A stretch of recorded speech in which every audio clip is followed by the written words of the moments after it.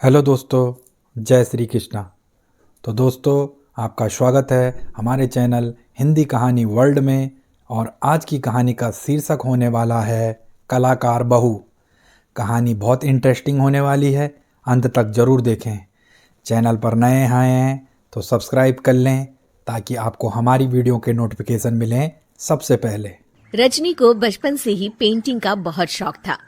वो हमेशा से ही पेंटर बनना चाहती थी, पर उसके माँ और पिताजी ने उसको कभी भी इस चीज के लिए सपोर्ट नहीं किया और उसकी शादी नीरव से हो गई। नीरव रजनी को बहुत प्यार करता था, पर रजनी हमेशा चुपचाप ही रहती। वो इस शादी से खुश नहीं थी। वो ये शादी नहीं करना चाहती थी। उसे तो हमेशा से पेंटर जो बनना था। अपने इस सपने को वो नहीं पूरा कर पाई, इसलिए वो हमेशा उदास रहती थी। रजनी, बहुत ही बढ़िया फिल्म लगी है, कल देखने चले? नहीं जी, कल मुझे बहुत काम है, मैं नहीं जा पाऊंगी। अच्छा, तो कोई बात नहीं, संडे को चलते हैं। देखिए, मुझे फिल्म देखना पसंद नहीं है। आपको जाना है तो चले जाइए। नीरव को मना करके रजनी वहां से चली जाती है और अपने बैग को खोलकर उसमें बंद पड़े ब्रश और कलर्स को देखकर रोने लगती है। रजनी, चलो ना कहीं बाहर खाने चलते हैं, कुछ तुम्हारी पसंद का। जी, मुझे नहीं जाना, मेरी तबीयत ठीक नहीं है। रजनी वहां से चली जाती है।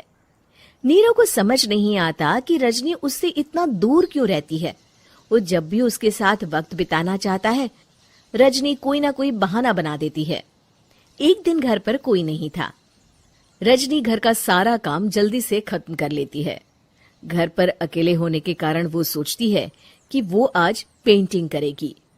वो अपने कमरे में जाकर पेंट ब्रशेस और कलर्स निकालकर जैसे ही कलर मिक्स कर रही होती है कि दरवाजे पर बेल बज जाती है।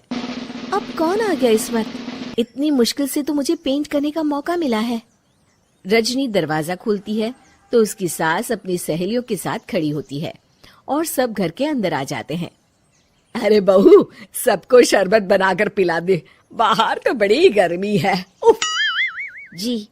रजनी पेंट ना कर पाने से उदास हो जाती है। उसे गुस्सा भी आ रहा होता है कि उसने इस शादी के लिए हाँ क्यों कह दी। वो रसोई में जा रही होती है कि उसकी सास उसे रोकती है। बहू, सबके खाने का भी इंतजाम कर लेना, आज का लंच तो ये सब यहीं करेगी। हाँ। रजनी बिना कुछ कहे रसोई में चली जाती है। सबके लिए खाना बनाती है। सब खाना खाते हैं और रजनी घड़ी देखती है कि ये सब कब जाएंगे ताकि वो अपनी पेंटिंग कर सके। जब शाम होती है तब सब चले जाते हैं अपने घर। अरे बहू, सब तेरे खाने की तो बहुत तारीफ कर रहे थे, सबको बहुत अच्छा लगा खाना। आपको मुझे सुबह बताना चाहिए था ना कि आपकी सहेलियां आ रही हैं। पता भी है कितना वक्त लगा सारा खाना बनाने में। अरे बहू, तू ऐसे कैसे बात कर रही है मुझसे? तो और कैसे बात करूं? मैं इस घर की कोई नौकरानी नहीं हूं कि इतना काम करूंगी।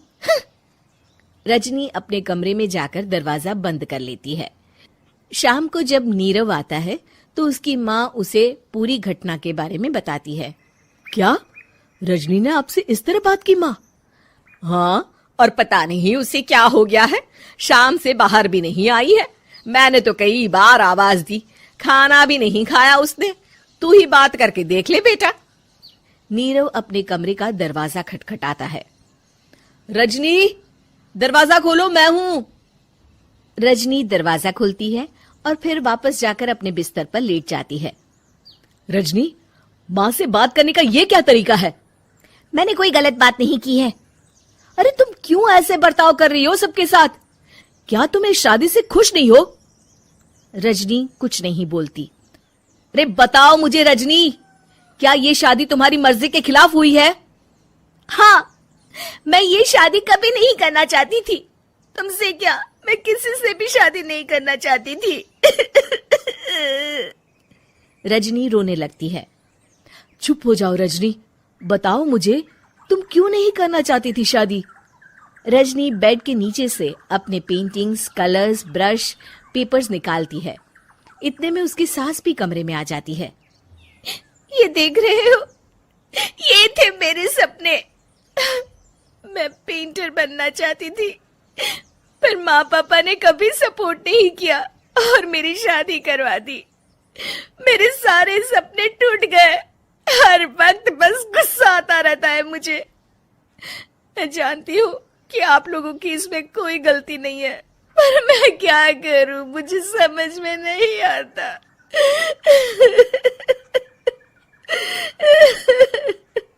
रजनी फूट फूट कर रोने लगती है। मुझे माफ कर दीजिए, आप दोनों के साथ मैं बहुत बुरा बर्ताव कर रही हूँ। अरे रजनी बेटा, चुप हो जाओ तुम। नीरव पानी लेकर आता है।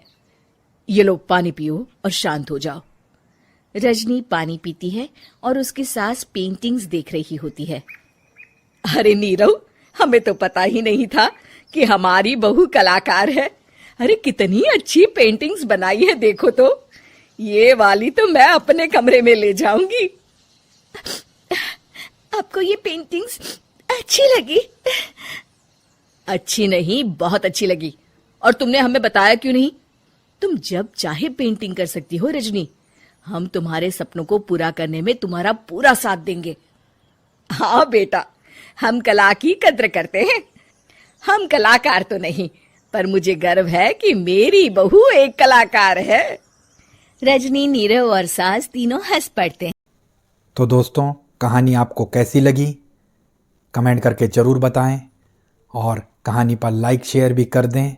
अगर आपको हमारी कहानियाँ पसंद आ रही हैं तो चैनल को सब्सक्राइब भी कर लें। मिलता हूँ मैं आपसे अगली कहानी में। तब तक के लिए ओम नमः शिवाय, हर हर महादेव।